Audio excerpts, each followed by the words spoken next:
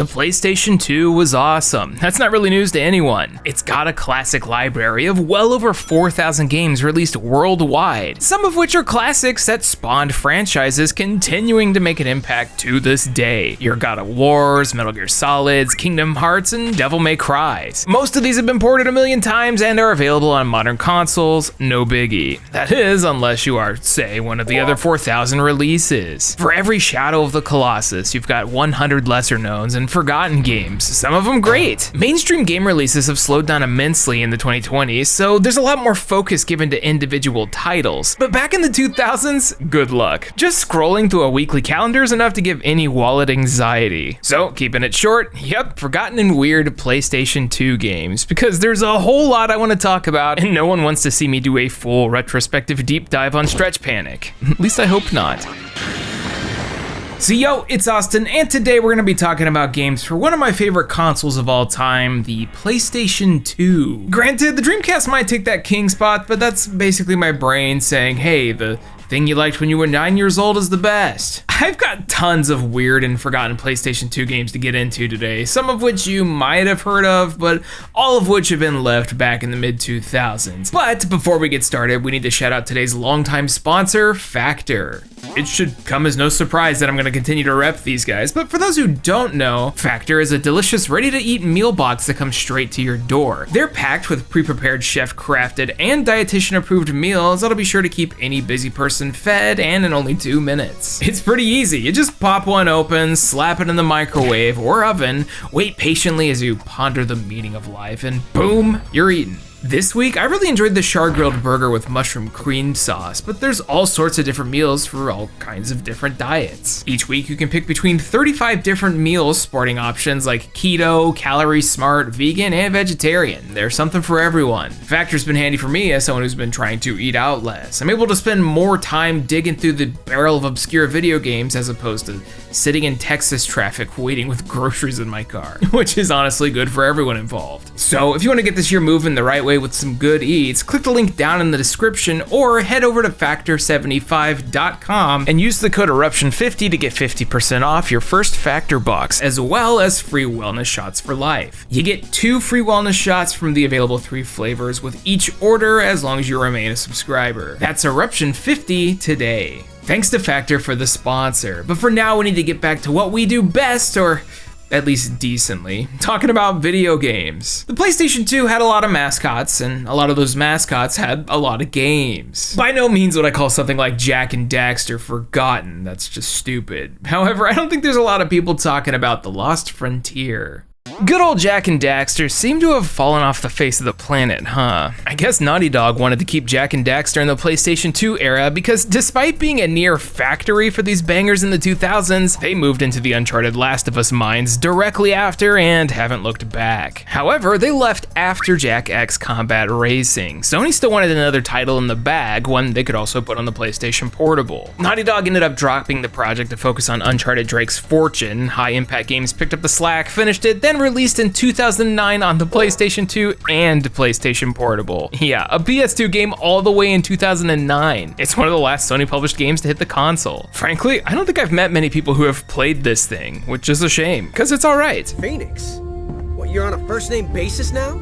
Yeah, just alright. The Lost Frontier feels like Jak and Daxter light, and I guess that makes sense considering they were attempting to shove a bigger experience into the palm of your hands. You play as, well, Jak and Daxter of course, but it's a little closer to just Jak as the platforming elements are very minimal. You've got the punch and spin, although you'll be relying more on guns and Dark Eco abilities to get through the stages. The whole story has your crew going through, well, the Lost Frontier, cosplaying as sky pirates. The gameplay kind of falls somewhere between your classic Jak and Daxter and also the PSP versions of Ratchet and Clank, which makes sense considering the developer made size matters. There's a little less floatiness and hopping around and a little more running and gunning. Jak's double jump animation just kind of happens, which makes the original PS2 release look crazy in comparison. The gameplay is alright. You kind of just run, blast, and jump, going from map marker to map marker. You do get a ship that you can fly around in, but the main map doesn't have very much much to explore. Speaking of, flight combat is about as basic as it gets. You can shoot dudes, do flips and barrel rolls, and also a fun thing where a Daxter latches onto a ship to steal items. Kinda like a toned down version of Rogue Squadron. Is it impressive?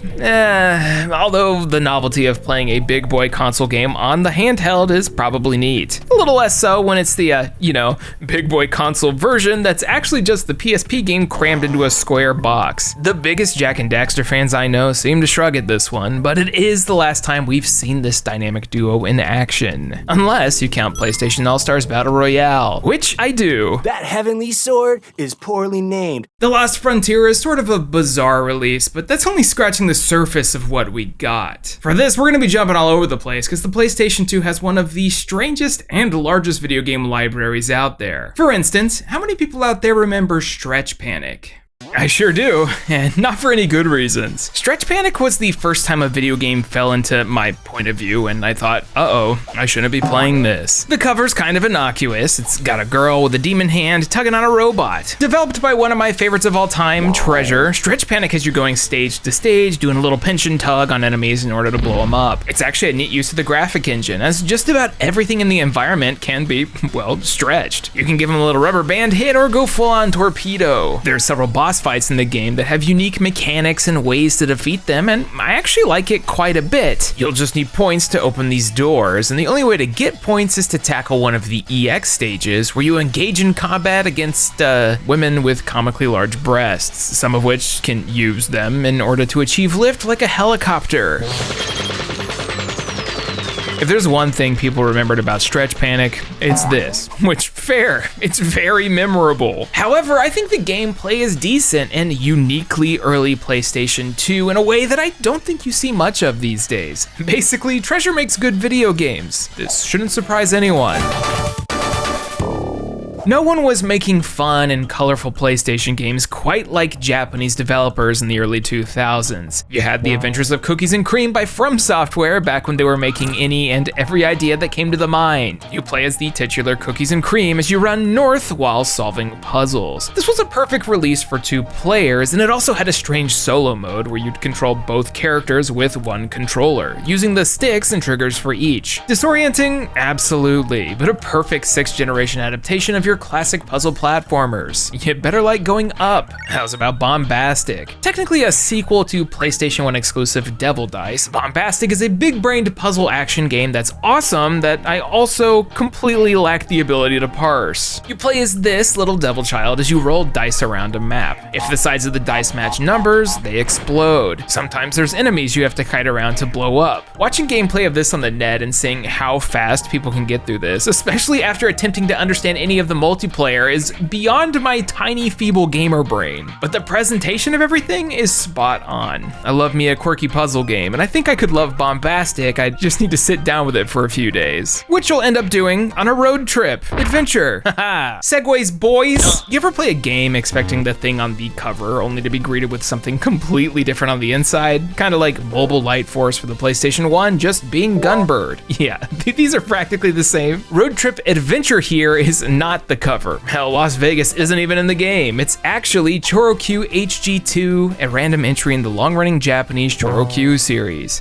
What's that? It's a video game based on Takara's 70s pullback car toys. Like the things you'd get from a Happy Meal looking like Sonic the Hedgehog that you would lose under the couch immediately. Well, there's a ton of games based on these toys, and most of them are incredibly subpar. Also janky.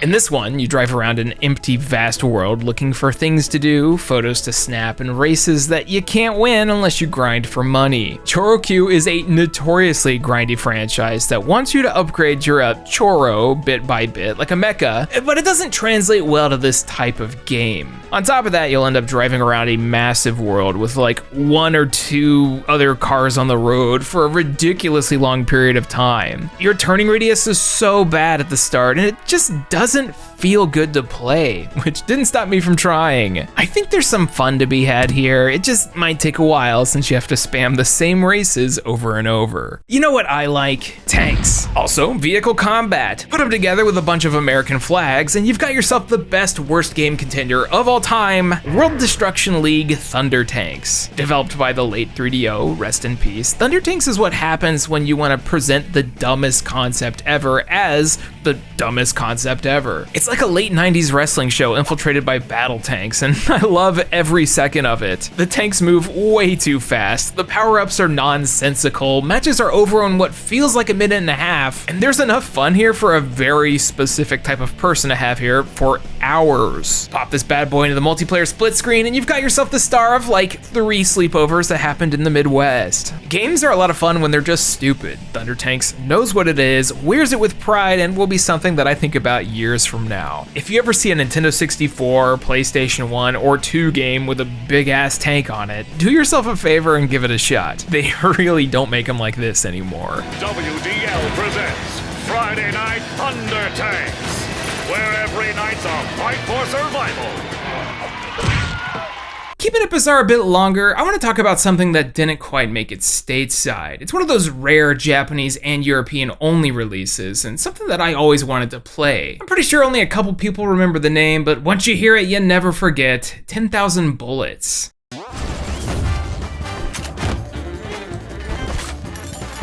10,000 Bullets is a game that seems a lot cooler than it actually is. It's like, what if you took the style, atmosphere, and appearance of Cowboy Bebop, then mashed it together with voice acting that'll make House of the Dead blush?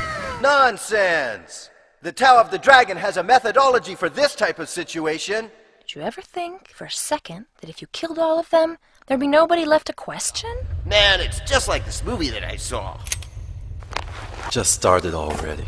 10,000 Bullets, also known in Japan as Tsukio no Saraba, is a game that follows a hitman named Crow doing crime stuff. He's super cool and doesn't at all sound like a dork. The plot is relatively simple and there's surprisingly a lot of it. Levels are split up with a plethora of unique dialogue following the strange cast of characters, some of the enemies being very eccentric to say the least. As the name implies, there's a lot of bullets here, many of which come at you. But don't worry, you can do cool flips and slow down time in order to pop the endless waves of dudes shooting at you. It's got this neat lock-on feature where it automatically latches onto a target with a reticle that allows you to pull off crits easily. It's satisfying to run around and blast people away in one shot, even if it's totally a bit on the clunky side. The camera flips around wildly, it's not obvious where you're supposed to go, and the skill system requires, once again, a little bit of grinding to improve. 10,000 Bullets has a lot of problems, it wasn't received all too positively, but once again, it's one of those fun little generational exclusives that they don't even try to make anymore. In attempting to be stylish, they failed to reach the heights of, say, your Devil May Cry's, but I can't ask too much from a smaller studio. A quick shout out to the director and scenario writer on this, the late Yoshitaka Murayama. He was the guy who spearheaded the first few Suikoden, and recently the kickstarted Eiyuden Chronicle 100 Heroes. He unfortunately passed away while I was in the middle of creating this video, and only then I'd learned that he was a big part of 10,000 Bullets. This game may not be for everyone, but I kinda love it. If you ever get a chance to check this one out, do it. It's weird. The name's Joe, but you can call me like... What you looking at? Next up, licensed games. I can't help it. The PlayStation 2 was filled to the brim with dumb licensed games and lots of shovelware. If there was an IP, you just knew some publisher was gonna latch onto some game developer and try to make some magic work. Kinda like with Disney Golf.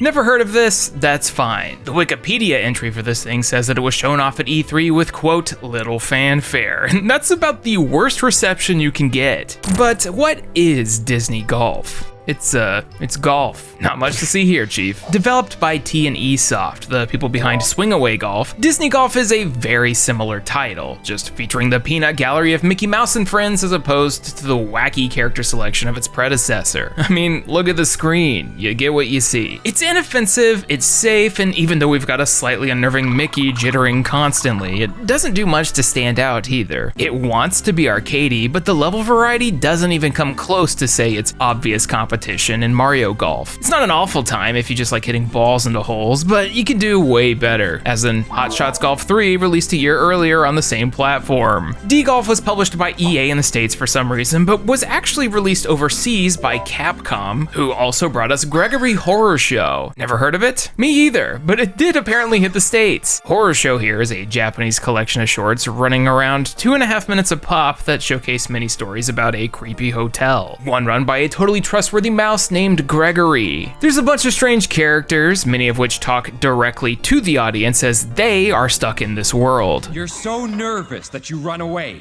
You convince yourself she has a boyfriend and give up. It was your decision. Now you get to live with it. I don't know if I'd call Gregory Horror Show good. It's got an interesting look and the vibe teeters around comedy, but it ends up being more confusing than anything. It's also got that late 90s CGI animation, meaning that they're limited, but the uncanny look has it aging a lot more gracefully than, say, Berserk 2016. Well, for some reason, 2 years after the show ended, Capcom decided to put out a video game in the horror show, one that never made it stateside. It did get a European release, but I've also never heard anyone actually talk about it, so here we go. Developed by Capcom Production Studio 3, that's the team behind Clock Tower 3, Breath of Fire 4, and all of the old Resident Evils, Gregory Horror Show is a survival horror game for babies. No, I'm not kidding. You play as some kid as you run around a hotel, attempting to steal souls from all of the guests, because I guess that's the only way you'll survive. In order to do that, you have to exploit their weaknesses, be it knowing their favorite food or making their face plant with a banana. That'd probably get me too. What I wasn't prepared for was just how charming this would all be. The visual style from the show works really well in video game form to where I can't really tell much of a difference. The voice actors went hard trying to make everyone a freak show, and I think it works, even if it's a little over the top. Oh yeah, make sure to not get caught or you'll have to watch a horror show. Oh, that feels so...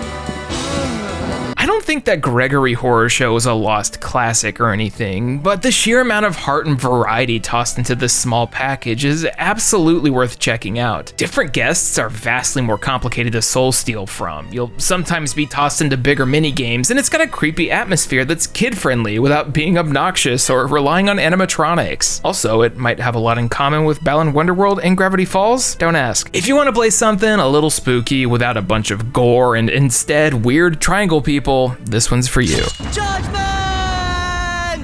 Keeping it with franchises you probably haven't heard of, how's about the Red Star? Anything? Yeah, I don't blame you. It's originally an Image Comics series that's been on and off with different publishers and run since 2001. It's become somewhat of a cult hit, combining elements of Russian history and folklore with a sci-fi setting, as well as being one of the first graphic novels to really tackle digital illustrations. It's got a neat look, a unique setting, and I guess that was enough for them to try to push out a video game about it. One that got stuck in development hell for several years, was canceled when Acclaim Austin shut down, and then brought back to life by Excess Games and Archangel Studios. Sounds promising, I know, except it's actually a bit of a forgotten gem. The Red Star is what happens when you take Contra and toss it into a fantasy Soviet Russia filled with airships and magic. It's a two-player beat-em-up with an overhead camera angle that uses a mix of melee and shooting for its combat. You want to swing your sickle rapidly and then blow up dudes with dual pistols? Mix them up in combos? Absolutely. The Red Star is a lot of fun to play, and it wears its inspirations loudly on its sleeves. I mean, look, this mid-boss is literally called Contra Wall. It's not quite that difficult, as a bunch of levels are separated by bits of dialogue, save points, and story depending on which character you're playing as. There's not many cutscenes that really show off the dope art style, but anytime the camera swoops down to the ground, you get a look at the impressive models, which were crazy for the PS2 era. Ice reflections in a beat-em-up? Let's go. The biggest selling point here is easily the co-op, which I was unable to record for this video, but as you can see, this thing slowly gets more difficult until you're suddenly faced with walls of bullets, which, if you ask me, is perfect for 2 players. If you ever get a chance to play this one, I highly recommend it. It's obscure, it's weird, it's based on a graphic novel that maybe 40 people remember nowadays, and I love it. One more licensed game for today, and it's gonna be covering something that's the opposite of forgotten. I'd venture to say that at least 40% of the Earth's population knows about Dragon Ball Z. Forgotten and Dragon Ball on the PlayStation 2. You're probably thinking, hold up, everyone knows about Budokai and the Tenkaichi series, but I think everyone's sleeping on Super Dragon Ball Z. Yeah, not Dragon Ball Super, the Super's at the front. Super Dragon Ball Z is a console port of a Japanese arcade game that came out in between Tenkaichi 1 and 2, and I don't remember anyone caring about this one. Published by Atari over here in the States, yeah, back when that was still a thing. You might be surprised to find out that Super Z here is actually pretty good. Prior to Fighters coming out and giving us the proper fighting game experience, this was as close as it got. It has traditional super moves, recharging meters, motion-based attacks, things that you would find and expect in a 2D fighter, which makes sense considering it was developed by Arika and some of the people behind, you know, Street Fighter and Darkstalkers. Rather than focusing on the big fancy movement and flying, Super has you more grounded and on the defensive. The PlayStation 2 version has you hunting for Dragon Balls and fights in order to try and summon Shenron for buffs and unlocks. There's also the Z Survivor mode, which is RPG light, and you'll gain experience points in order to buff whichever character you pick. I think Super here was overlooked pretty heavily for attempting to be a more traditional experience, but upon giving it a fair chance, I think it might be one of the better Dragon Ball Z games from the time. Obviously nothing on GT Final Bout. That one's a masterpiece. You look strong. This should be a good fight. This is going to be a problem. In 2024, Super Dragon Ball Z isn't up to the standards of what people want in the fighting game community. There was a time where this was as close as it got. The movesets aren't very deep, this version's lacking a lot of the expected features, the roster was smaller since they weren't going all the warriors like Tenkaichi 3, but watching the way the levels get destroyed after finishers feels cool. Glancing over at Sparking Zero has this looking archaic these days, but when it comes to forgotten Dragon Ball Z games, this one's pretty up there. Also, Arika makes good games? Just look at all of these. Tell me I'm wrong. It's like a 7. Would be a 7.5 if Atari didn't remove Chala Head Chala.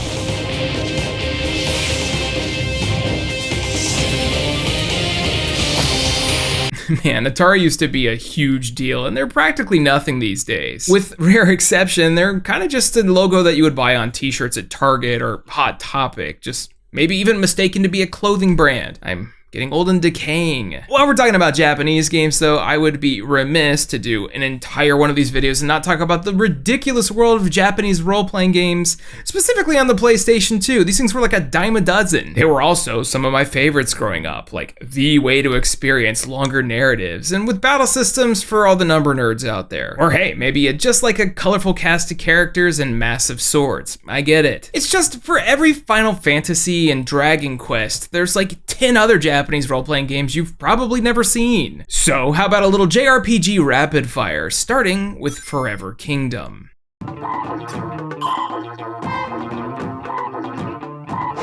You hear that? Sounds like Evergrace. Because this is the sequel to Evergrace. That game has been memed into the ground with its bizarre soundtrack and, well, everything else, and the sequel fares similarly. A lot of the map is exactly the same. Some of the gameplay is similar too, but you control 3 characters at a time. It's still just as hard though. No. Suganai Atonement is one of those games that I'm pretty sure I dreamed up, but is actually real. It's by Cattle Call, the people behind a handful of other obscure RPGs, and it's, well, weird. We've got famed composer Yasunori Mitsuda from Chrono Cross fame pumping out some fantastic tunes, and a lot of other aspects of this are straight up bizarre. You don't have a party like other games from the genre, and it's a bit on the slower end. I need to play it more myself one of these days, but going through an entire RPG for a video like this is crazy talk. Radigata Stories and Musashi Samurai Legend are 2 of the more forgotten Square Enix releases from the time. The first of which being a tri-ace banger where you literally kick people in the streets in order to get them to pay attention to you. The other being a follow-up to the classic PlayStation 1 title. Just, you know, a little more mid-2000s Square Enix than the cute chibi style of the original. This one's not remembered very fondly, although it's hard not to love an action RPG where I get to drive a motorcycle. It also doesn't emulate well or run on the backwards compatible PS3 well, so hey, maybe one day I'll tackle this one more in depth. The biggest forgotten gem to me from the PlayStation 2 though is hands down Rogue Galaxy. Oh my god, Rogue Galaxy. Developed by Level 5 when they were actually the greatest of all time, Rogue Galaxy was hitting highs in the storytelling and visual departments that I thought you would only see in a Final Fantasy. It's an action anime RPG with a fun real-time battle system, and it's got the best theming of all, space pirates. It has a little in common with Level 5's other PlayStation 2 franchise, Dark Cloud, and you can really tell they went all out on this thing. Hell, I still have my strategy guide from 2007. I loved this game upon release. As you can probably guess, it didn't sell well. Sony apparently wanted $1 million. They didn't get it, and that'd be that. You can actually pick this up on the PlayStation 4 and 5 via the backwards compatible classics, so it's not completely left in the dust, but I haven't met many people who have also played it, so hey, I'm looking at you. If you're digging playing a PlayStation 2 RPG and you want something quite a bit more anime than Final Fantasy XII without doing permanent mental damage like Star Ocean Till the End of Time's plot twist, Rogue Galaxy is a banger. You just can't kick in it. It's crazy that something like Rogue Galaxy is published by Sony and gets next to no attention, which I guess is par for the course if you're a fan of something like Legend of Legaia or The Legend of Dragoon. We can all dream. Speaking of, why don't we talk about big publishers with their weird releases? After all, they can't all be zingers. Back in the PlayStation 2 days, a lot of publishers were just throwing any and everything at walls trying to make something stick, and considering they had smaller budgets, a lot of them did. Then you'd have something like Shadow of Rome. Does anyone remember this? Probably not, since it notoriously had poor sales, the entire franchise was scrapped, and the framework for the sequel became Dead Rising. Capcom was really firing on all cylinders in this era, and in the year 2005, when Shadow of Rome came out, they had also released Resident Evil 4, Haunting Grounds, Beautiful Joe Double Trouble, Killer 7, Namco X Capcom, Monster Hunter Freedom, Devil May Cry 3, you get the point. So something like Shadow of Rome, with its way more drab color scheme and grounded concept, would fall under the radar. Shadow of Rome is a game that I think deserves way more attention. It follows historical Roman figures Agrippa and Augustus as they tackle an extremely fictionalized version of the assassination of Julius Caesar. They somehow shoved multiple games into one package too. You've got your more standard battle arenas with Agrippa, there's gladiatorial combat with point tracking and crowd pandering even. Then, as Octavius, you've got a mix of stealth, espionage, and outfit swapping as you sneak your way around Rome, trying to reach out to the truth. Just a little less Persona 4 and a little more, the Roman Empire. Caesar is dead. Combat here can get really brutal. You can absolutely see Capcom design staples with combo meters, but Shadow of Rome has a neat twist on it with weapon durability. You have to alter the way you fight mid-combat as Agrippa, which feels good in action. It's also, as you would expect, loving the fact that it's M-rated. So make sure to dismember people and equip their body parts. The stealth segments work pretty well too. Obviously, it's not gonna come close to some of the other pillars in the genre, like Metal Gear Solid or Splinter Cell, but the things you need to do as Octavius work. He can't survive an attack from a guard, so you have to use your wits to lure them around, choke him out with a rope, or bash him in the head with pots. You'll be changing outfits to go from place to place, and it actually falls firmly between Metal Gear and spy fiction actually, to become a stealth experience I've found myself really enjoying. I love that you have to hold the button down to hide weapons behind you, which makes Octa incredibly suspicious. If you ever see someone walking around like this, you know they're hiding something. Thankfully, Shadow of Rome swaps between these two gameplay modes pretty regularly, so nothing overstates its welcome, and what we're left with is a game that has an invisible reputation that deserves so much more. When you look at the cover, you don't really see much of anything that'll pull you in, and if you don't really care about historical pieces, I don't think the narrative will do anything to get you in there either. Ultimately, it failed to be something original. It's pretty dry, but the whole package is decent, and I think it's gone under the radar. At the very least, the sequel ended up anamorphing into Dead Rising. That's a pretty good game. Turn off your televisions.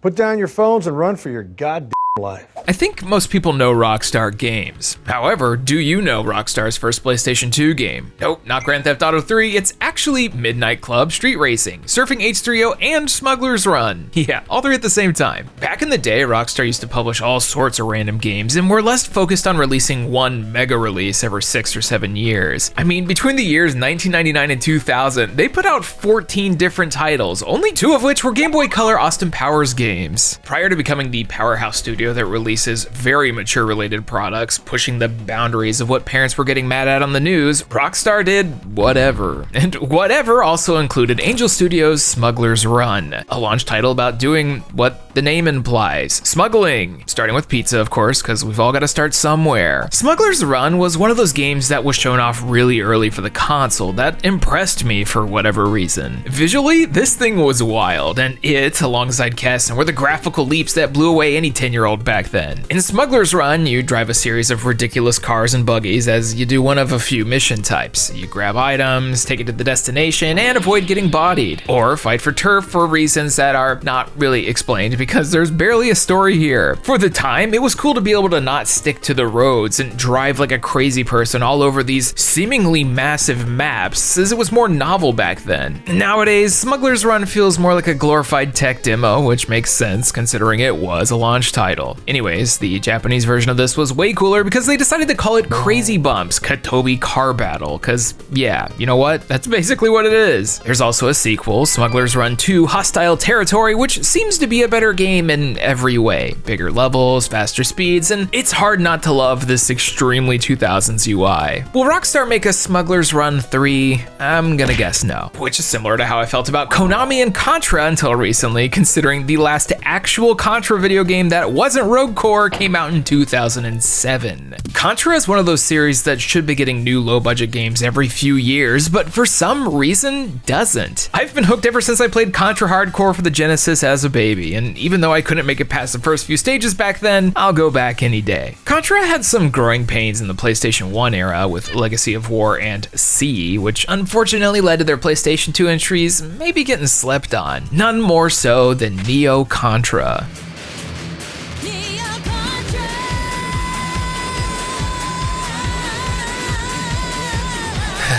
This one rules. Neo Contra is a bit controversial among fans as it is different from what made the series popular. Shattered Soldier was a return to the 2D formula after Legacy of War and C shat the bed, but Neo Contra wanted to go back into the twin stick direction. Just, you know, without the whole twin stick thing. Regardless, I think that Neo Contra remains faithful to the heart of the franchise and ends up being a pretty fun stop with a lot of memorable moments. It takes place thousands of years after the original, hence the Neo, and has a more distant future vibe compared to all the other settings. Earth is now a mega prison planet, like Escape from New York, except the entire world. You play as either Bill or Jaguar, one of which is a freaking future space samurai, and there's just no way to go wrong with that. Gameplay feels tight, although it does rely on holding down a button to strafe aim. Granted, this would feel a lot better if it was a twin stick shooter, although I think the whole shtick is leaps and bounds beyond its terrible predecessors. It's still Contra hard, it still has that unmistakable sense of progression and difficulty, and mechanically falls closer to the original releases, as it focuses first and foremost on running and gunning. You can pick between different weapon loadouts to make your way through the campaign, and of course, we got multiplayer. Unfortunately, it didn't review or sell very well, to the point where the series would slowly fade out of the public eye. A massive shame. Hopefully, WayForward can resurrect this series with their upcoming Contra Operation Galuga, but I wouldn't bet on Konami. At least I got a Rocket Knight collection coming. 10 years of complaining finally worked.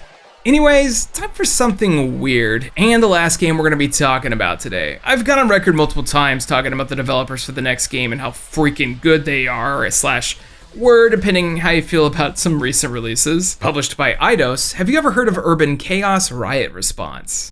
Yeah, maybe not, but surely you've heard of Rocksteady Studios. Well, this is the only game they've made that hasn't been Batman or Suicide Squad related. In fact, it was their first project, using a property that Eidos had, Urban Chaos. No relation, by the way, not a sequel. Nope, it was originally going to be called Zero Tolerance City Under Fire, but they got in trouble due to some trademark infringement from an older Sega Genesis game. Well, Urban Chaos Riot Response is one of the most ridiculous games I've played in a hot minute. As you can tell from the cover, it's a game about being a part of Riot Control, T0 specifically. This was also created by a British studio about an unnamed American city that's been overtaken by gangs more closely resembling Joker's goons than anything else. You can really tell by looking at this thing that Arkham Asylum was in their wheelhouse. As T0, you run around with a riot shield, blasting away baddies, arresting who you can, and attempting to protect civvies along the way. You make friends with paramedics, firefighters, and others that'll help you deal with all sorts of crises. Riots, fires, goons flocking around gooning, pull up the shield, and get to responding. You can tell exactly the sort of game this is going to be from the intro, as you see an American flag waving in every menu. Or in the autosave screen, a flag meshed with a guy crying, staring. It's quite the image. Rocksteady went and filmed a ton of live action for this release, a lot of it as news reports. It uses a mix of real people and in-game character cutscenes to tell a story of an anti-gang unit being thrown into a ridiculous conflict that slowly turns turns into die-hard levels of over the top. One moment it seems relatively normal, the next you're on a subway getting jumped by various members of the Burners running at you with cleavers. It's incredibly dumb, but I think that's part of its stupid charm. I feel like I'm playing a B action film from the 80s and 90s, and there's not many video games that capture that feeling. Especially not one that'll totally berate you for not listening. So you did your best, but you really need to try and arrest gang leaders.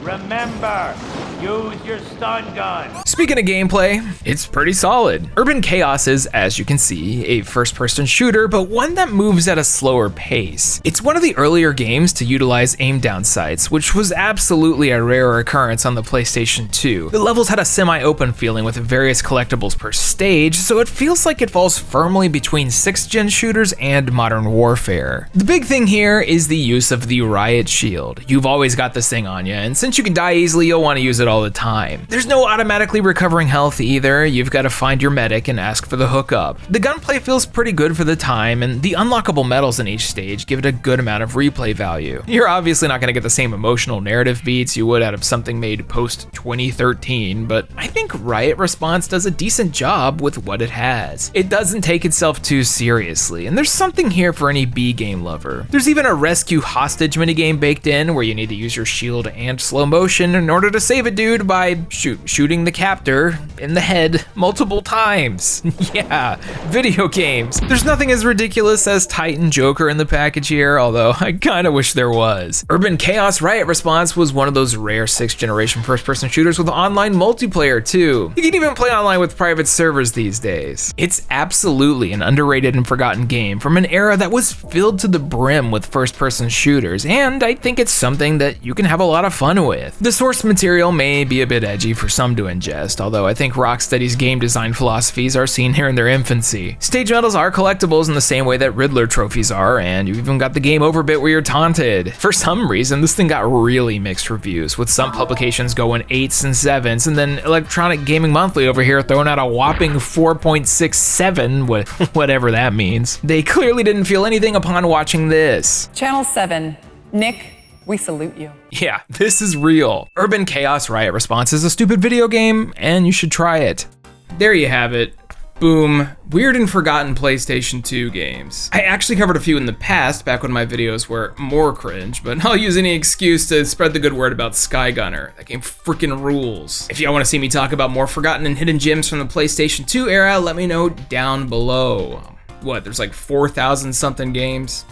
That's a lot to dig through. If you like today's video, check out today's sponsor. Click the liking button, the subscribing button, maybe back to Patreon, or buy a t-shirt over at the Pixel Empire. I was originally gonna be releasing a Suicide Squad Kill the Justice League video today, but I decided after beating it that I wanted to wait for the first season of content to drop and then to also beat that to really give it a fair shake. Trust me, the amount of comments you guys have been leaving have not gone unnoticed. But we found a way to talk about Rocksteady anyways. Urban Chaos is so weird. Anywho, I'm gonna go force a bunch of people to play a really complicated board game I just picked up, so I'm gonna go study the rules for like an hour and hope they like it. So, I've been Austin, and catch me next time when we decide whether or not to empty our pockets for really stupidly priced things.